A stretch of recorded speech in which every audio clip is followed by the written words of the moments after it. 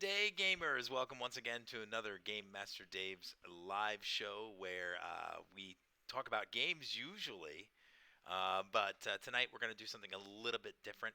Um, I'm deep. Whoa, so let's level up. I forgot my signature starting line right there. That's funny. Ginger is feeling a little under the weather, so she, she's not able to support me with all the stuff that she normally does, and I don't want to be loud and crazy. In the main room, we usually do our videos because she is resting already. So anyway, what I decided to do is. I'm going to Empire State College. I'm just finishing up. Hey, Bill, nice to see you. Thank you for mentioning Ginger to feel better. Appreciate that. So I am going to Empire State College to finish my degree. I've only got like 7 more classes to do, and I just finished one of them, a class on World War I. Super awesome with Professor Dr. Edwards, and had several meetings with him talking about different books. We read a whole different range of books, had a great time. The last book I read was A Farewell to Arms, which I thought I read in high school. I don't remember any of it. I don't even think I read it in high school, to be honest with you. Or maybe I was supposed to read it and maybe I didn't. Anyway, then also at the latest gaming convention I just went to with my friend Anthony, I picked up The Lamps Are Going Out by Compass Games, and I'm looking forward to learning how to play this. And I mentioned it to Dr. Edwards, and he was super excited about like hearing some information. He's not a board gamer, although he's played Diplomacy and a few of the old Avalon Hill games. We had a little chat about that. I don't know if I ever covered Diplomacy. I think I did. I think I did cover Diplomacy on my Wednesday night chats a long time ago. So anyway, what I thought I would do is thought I would actually read my main paper. I don't know if anybody's really that interested, but you could pause it, you could listen, you could pause it, and listen to it later if you don't want to listen to the whole thing. Once this video is done, I'll eventually port this over to YouTube. So the topic I had several. I went through a whole range of possible thesis statements, and Dr. Edwards said just do one of them. I was going to do like how um, how even though there was a lot of technological advancements in World War One, that really it came down to infantry fighting. But in some of the research I came up with, some people theorize that it was really the tanks that uh, broke the morale of the German army. And so Dr. Edwards said, "Why don't you just write about tanks?" And so I said, "Okay." So I hope you enjoy, Bill. I think we've got a couple viewers. I know one of them is Bill, and I hope you enjoy, Bill. So if you don't want to hang around and listen to this now, like I said, you can watch it later on Twitch or on YouTube. But thanks for joining us, and if you got any other questions, let me know. Oh, I forgot to mention other games I'm involved in. I'm playing Advanced Civilization on Civ.roll or something like that. Bill, if you get a chance, if you could put up the link for people, that would be fantastic. That's been fun. And I'm also playing Stratomatic Baseball with my friend Anthony. And what else am I playing? Oh, Dominions 5. Oh yes, because you've seen some of those videos up there. Hey Will, nice to see you. Not doing a game on my live show, and I'm also Will is expecting me to do the Dominions turn. Thanks Will for putting that up. That's the link. So that is a way. The link there is a way to play Advanced Civilization, the old Avalon Hill game system, online. So we've got 5 people playing that game right now. That's civ.rol-play.com, because you won't see that if you're watching this on YouTube later on. All right, cool. So let's get into the paper. I hope you do enjoy it. And oh yeah, Bill says he will beat him to it. So here we go. Here's my paper on my main paper that I finished and submitted 4 minutes before midnight last night. It was due at midnight. There's a couple errors in the end notes. And I typed it and I actually didn't reread it, but Ginger helped me just go through and just change possible grammatical errors. So this is actually the first time I'm reading it after I submitted it. I typed it. I didn't read it even after that. It's crazy. I was just ran short on time. I've been super busy at the post office. So here it goes. The Western Front The line of trenches between Germany and the Allied forces to the west was stagnant for most of the middle years of the war. Men and material were lost in staggering numbers, and multiple attacks and counterattacks. Sometimes the success of these offensives was measured in yards. The cost of human life was too high due to new technologies of the machine gun, barbed wire, and rapid-fire artillery. There was a virtual stalemate. The invention of the tank broke this stalemate and changed the nature of warfare for the 20th century. The Allies took advantage of this new technology, and Germany did not. Tanks and the rise of combined arms doctrines ended up being among the contributing factors towards the ending of the First World War. Throughout the human history of warfare, cavalry was revered, feared, and used most effectively by great generals to win battles. The ancient Egyptians had horse-drawn chariots. Alexander the Great had his companion cavalry. The Middle Ages were ruled by nobles in full-plate mail armor on horseback with armored barding. Napoleon had his lancers and cuirassiers. In all the examples listed above, men on horseback had these advantages: speed, height advantage, fear-inducing to infantry, and even armor in some cases. Cavalry was used during the American Civil War, but something had changed. Rifle technology had advanced so much that cavalry in the American Civil War were used as mobile infantry. The cavalry of the mid-19th century rushed to the battle on horseback, but then dismounted to fight on foot. A British Army cavalry training manual of 1907 stated, quote, "It must be accepted as a principle that the rifle, as effective as it is, cannot replace the effect produced by speed of horse, the magnetism of the charge, and the terror of cold steel." End quote. In the trenches of World War I, the traditional ideas about cavalry died. Fast, decisive, heroic, and daring charges to win the day no longer existed. There was only mud, shelling, wire, and death. This was a fight for the infantry with artillery support. Industrialization and machines dominated the World War I warfare. Machine guns, rapid-fire artillery, radios, submarines, millions of shells of explosives, airplanes, uniforms, equipment, magazine-fed rifles, and poison gas. Something as simple as a small shovel, an entrenchment tool, issued to all soldiers became ultimately important as men dug holes to protect them from the technological killing machines listed above. The Germans learned the importance of shovels by studying the trench lines in the Russo-Japanese War of 1905. Another simple addition to the war was barbed wire.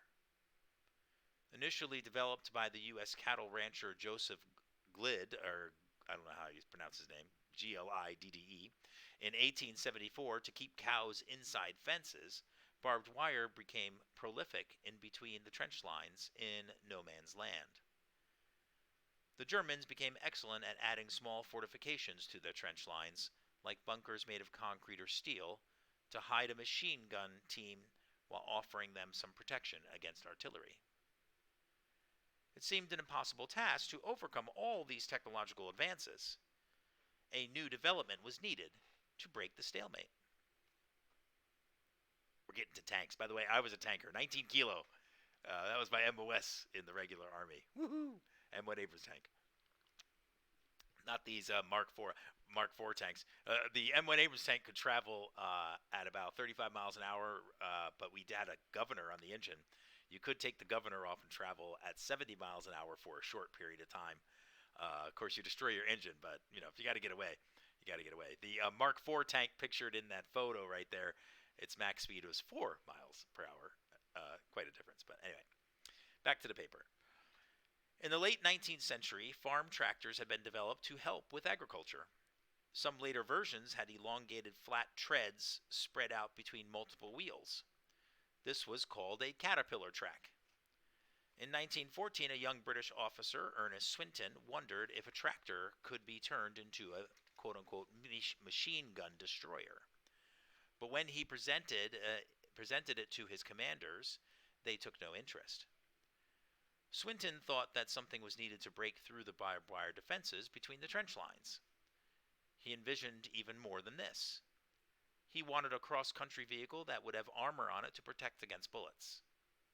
In addition, he wanted it to have weapons on it to bring to bear on the enemy at the point where the assault was launched.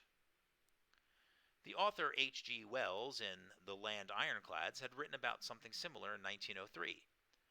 Even Leonardo da Vinci designed a land ship 400 years earlier. Currently in use in several countries were armored rail cars or even wheeled armored vehicles. Wheeled armored cars. Soon, Winston Churchill, the First Lord of the Admiralty, took notice of Swinton's ideas and was intrigued. Churchill got £70,000 allocated to research, quote-unquote, trench-spanning cars, and soon the first prototype armored, wire-destroying vehicle was produced in December of 1915. It was called Little Willie. A later updated version was called the Mark I. This new weapon being designed did not have an official name. In order to hide the purpose of the new oblong-shaped tracked vehicle, the British intelligence started spreading rumors that a contract was awarded to manufacture mobile water reservoirs for the Russian army. In correspondence, it was named the Tank. The name stuck. The naval influence from Winston Churchill is very apparent in the initial designs. The original engine was the same one used by the British Navy for a towing car. The 6-pounder guns on the side were originally naval guns, and they were mounted in sponsons, which are metal projected turrets protruding from the side of the tank like the naval cruiser guns of the day. The French started developing tanks around the same time, but their designs were quite different. The so-called father of French tanks, Colonel Jean-Baptiste Estienne, was rumored to have said in August of 1915, quote, "Victory in this war will go to the first side to mount a 75mm gun on a vehicle capable of crossing any terrain," end quote. The British Mark I series of tanks required a crew of 8 men, but the French produced a cheaper, smaller, and more versatile tank called the Renault, after the manufacturer. It was the first tank to have a 360-degree turret and required only a 2-man crew. It was also the first tank to be mass-produced. The armament on the Renault was only one weapon system, while the Mark I in its usual configuration had 2 6-pounder cannons and 4 machine guns. The Germans also developed a tank in 1917, a few years later, called the A7V Sturmpanzerwagen, which had a crew of 18 and was bristling with weapon systems. They were built by hand and never were fully supported by the German High Command. Only 20 were produced. The Germans eventually relied on captured Allied tanks, which they would retrofit. This captured tally reached 170. The Americans also took a look at producing tanks. The Ford Motor Company was awarded a contract to build 4,400 tanks of various sizes, and $200 million were allocated. But the war ended before they started literally rolling out of the factory. All in all, only 15 U.S.-built tanks ever reached France. American troops ended up using some Allied tanks for their army. By war's end, the French had built 4,800 tanks, the British 2,818, and as stated earlier, the Germans 20. It is astonishing to note that the German industrial war machine was not partially allocated to building tanks. Quote, "Tanks were just the sort of thing the German industry ought to have been good at making," end quote. The German High Command did not see the importance of the new technology. They felt that infantry was the most important branch of the military. They missed an opportunity to use technology to breach the barbed wire, bring direct fire machine guns and cannons to bear with some protection from bullets and shrapnel, and potentially revitalize the importance of quote-unquote cavalry on the modern battlefield. Quote, Germany's failure to match the Allies in tank development must be judged as one of their worst military miscalculations of the war. The tank became very popular among the soldiers on the battlefield, as we shall soon see. But it also became popular on the home front. A documentary in Britain about the quote-unquote new wonder weapon was viewed by more than 20 million people. The tank was touted as being invulnerable to bullets and as solving the problem of barbed wire on the battlefield. It was also believed that due to the sheer size, the armor plating with rivets showing, the sides bristling with guns, and that the enemy would thus run in terror. I've got a couple errors in here. I see. I wish I read it so I could have fixed it. That's okay. Quote, if appearance alone could bring victory, tanks would have won the war on the spot, end quote. The appearance of the tank in the middle of London, England also did something remarkable. The British government hung a sign on the side of the tank saying, quote-unquote, Trafalgar Square Tank Bank, and they sold war bonds out of a hatch on the side of the vehicle. It became so popular that some tanks were recalled from France to put up war bond tank banks all over England, 168 of them in total. These tank banks raised war bonds worth $17 billion in today's money. 90% of purchasers said they never bought a war bond before they saw the tank in their hometown. These tank banks also contributed to winning the war. The Battle of the Somme. Ernest Swinton wrote in January of 1916 in his document titled Notes on the Employment of Tanks, quote, this should not be used as produced, but amassed for a complete surprise in a great combined operation, end quote. General Haig, the commanding general of the British Expeditionary Force, wanted the new tanks brought into combat as soon as they could land in France and be brought to the front. Swinton disagreed, and Haig replaced him. The Germans had built successive lines of trenches. Each concrete protected bunker had the ability to sweep machine gun fire into interlocking fields of fire to catch the enemy in a crossfire. The job of these British tanks was to neutralize these crossfires so that the infantry could follow behind them and take the trenches and defenses. The tanks that were about to attack at the Somme could not be knocked out by machine gun fire, but they were susceptible to bogging in the mud, mechanical breakdown, and artillery fire. Only 42 tanks were allocated to the offensive battle at the Somme. Due to the width of the planned attack, this was too few to be effective. Out of the 42 allocated, only 32 tanks actually made it to the Somme battlefield, and after combat began, 5 tanks bogged in the mud or in trenches, and 9 more tanks broke down. But the remaining 18, with artillery and infantry support, managed a breakthrough that was 5 kilometers into enemy territory.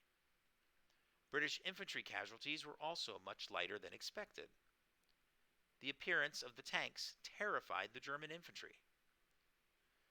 Though the crews of the tanks were not trained well, and they were too dispersed to be effective, General Haig witnessed the psychological effect, both in his troops and the German troops. He ordered 1,000 more tanks to be delivered to the front as soon as possible. Quote, in 1916, it had become clear that armored units represented the major force for maneuvering because they could run down barbed wire and cross trenches, end quote. What is interesting here is that some new tactics were developing. At the beginning of World War I, generals believed that infantry held the key to everything. But a combined arms doctrine was being reborn from the Napoleonic days or before. The tank would burst through the artillery and support, especially in counter-battery fire to knock out the dangerous enemy artillery, and the infantry would follow the tanks to exploit the breakthrough. This concept would seem reasonable today, but before this experiment with tanks on the Somme battlefield, it was thought to be impossible in the new trench warfare doctrines of the day. There's a few things I messed up in there, but that's okay. The Battle of Cambrai, 20 November to 5 December 1917. One of the drawbacks of the new lumbering heavy armored tanks was that they could get bogged in mud quite easily. Planning continued for where to launch the next tank attack to make an even better demonstration against the German trench line than at the Somme. Dry, chalky ground was discovered near Cambrai, France. More than 300 tanks were secretly moved to the front lines, as well as 8 infantry divisions and more than 1,000 artillery pieces. The Germans on the opposing side only had 2 divisions and 150 guns. In order to achieve surprise, 2 other inventions were brought into use. Airplanes flew low over the battlefield to mask the noise of the tank engines with the aircraft engines. For the first time, the Allied artillery did not quote-unquote register their fire to establish range. In addition, smoke rounds were used by the cannons to help mask the advance of the tanks. Another innovation was the fascine. This was a tightly bundled together group of sticks, almost 8 feet wide. These could be dropped into trenches so that they would then create there's a typo. They would then create a bridge for the infantry to get over the trench quite easily. Each tank at the battle had a fascine attached to the top of it. The tanks started advancing early in the morning. They advanced in groups of three that would support each other with machine gun and cannon fire when they needed to perform an action. The tanks crushed the barbed wire between the trenches so that the infantry could follow more easily. Then some dropped a fascine into a trench so the infantry could cross easily. While doing this, they were also shooting at and taking out fortified German positions. The result of this coordinated surprise attack was immense. Within 6 hours, more ground was gained than the previous 4 months. Both German divisions were decimated. All the German guns were destroyed or captured. 8,000 prisoners were taken, and the British penetrated more than 10,000 yards. By nightfall, more than 180 British tanks were put out of action, but only 65 of those were due to enemy fire. By the end of the day, the objectives were met. The lesson that was learned was that infantry, tanks, and artillery needed to coordinate and work together, and this trench line stalemate could be broken. Cambrai was definitely a sign of things to come, once doctrine and training could be accomplished. General Haig even mentioned, quote, wherever the tank advanced, we took our objectives, and where they did not advance, we failed to take our objectives, end quote. Unfortunately, the British did not have a plan for after they penetrated so deeply, and due to the attrition of the war to this date, there were few reserves to pour into the salient they had created. Most of the tanks were bogged, broken down, or knocked out. A cavalry force was supposed to relieve one sector, but they got stuck in the mud as well. Yes, that was actually a cavalry force, men on horseback. They were supposed to relieve the tanks and move into where the infantry advanced. Hopefully, maybe getting through the line and going into the rear, even further rear in the German area, but the horses got stuck in the mud. So, by November 30th, the Germans massed reserve infantry divisions and retook all the ground won at Cambrai. Now, I didn't put this in the paper, but they probably captured a bunch of those British tanks during this time. So, the Will said Blitzkrieg without treads. There you go. Amiens in August 1918. Now remember, the war ended in November 1918, so this is very close to the end of the war. The third major battle that included tanks happened late in the war. There are a few interesting things to note about this battle. The Allies amassed 14 infantry divisions, 2,000 artillery pieces, and almost 600 tanks of assorted designs. The British, French, and Americans were present. Interestingly, the American Armored Battalion was led by Colonel George S. Patton of World War II fame. Patton used his armored tactics and combined arms doctrine, which by that time had been well developed. I'm messed that sentence up. I got to fix that. All of these forces had been moved secretly to the front lines, and 2,000 Allied aircraft were also flying missions above the battlefield to keep German observation planes far away. It was hoped that there would be another big surprise using the tanks, like at the Somme and Cambrai. Amiens was a huge success, with forces advancing 11 kilometers into the German line on the first day. There were a few notable things about this battle. It was the first time that German and Allied tanks fired at each other and caused damage. It became apparent immediately that tanks needed to have better anti-armor capabilities. Also, the Germans had developed the anti-tank strategy of leveling their artillery pieces and firing directly at the Allied tanks. Previous to this time, everybody was shooting in indirect fire with observers and everything. Artillery pieces in the Napoleon era or earlier, of course, fired mostly direct, although there were mortars as well. So the Germans started taking out some tanks by lowering their guns and shooting straight at the tanks.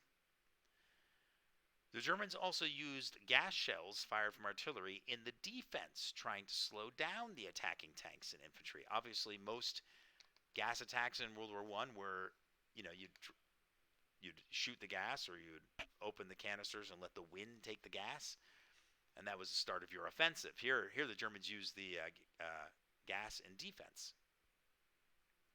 German soldiers started surrendering en masse. Certainly, German prisoners were taken previously, but here, whole units just gave up. As soon as the tanks came and the infantry and the artillery, it was just too crazy for them. It appeared that the German spirit and morale had finally been broken. General Erich Ludendorff of the German General Staff said the Battle of Amiens was a quote-unquote black day for the German army. My conclusion. General Ludendorff had previously said about tanks, quote, "They had been a nuisance, but had achieved no decisive results," end quote.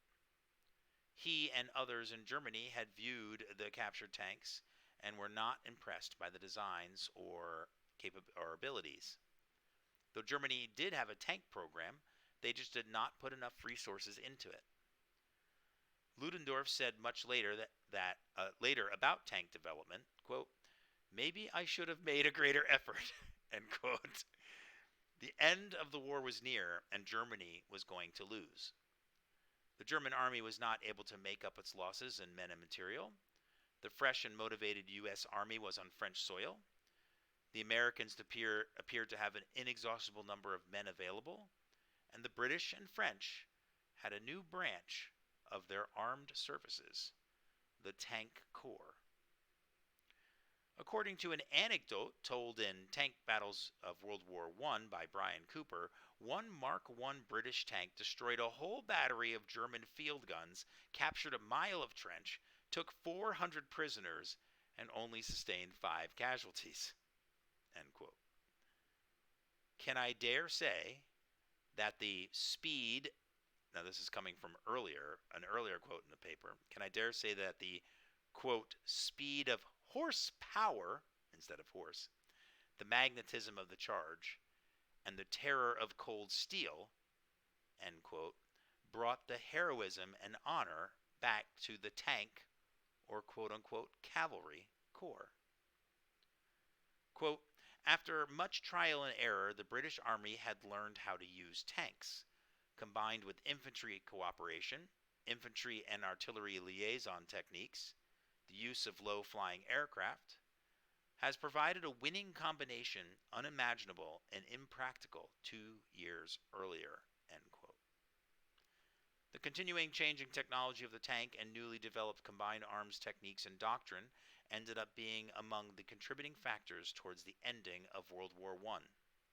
The Allies, quote, "harnessed tactical innovation to combine the effects of artillery, infantry, supporting weapons, intelligence, logistics, and tanks to achieve military breakthroughs in a stalemated conflict," end quote. Cool. I'd love to hear what you have to say about the paper. You can email me at dave@gamemastergames.com. Um, of course, you can put any comments or anything else that you like. There was a few errors. I wish I read it before I submitted it, but I ran out of time. As I said, I submitted it at 11:56 last night, and I had to get it in by midnight. It was crazy. Anyway, if you are going back to school, or if you have done a paper on any historical subject, I would love to hear about it. Dave@GameMasterGames.com.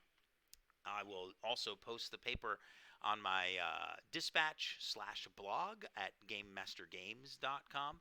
And if my speech is spiking or peaking on this mic, I I lost my little doohickey, that little pad that goes around the mic.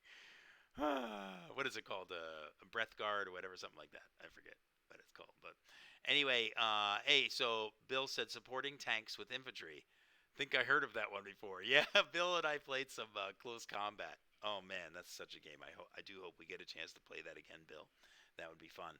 I do appreciate you checking out tonight's session of Game Master Dave's live show, and I hope you enjoyed the paper.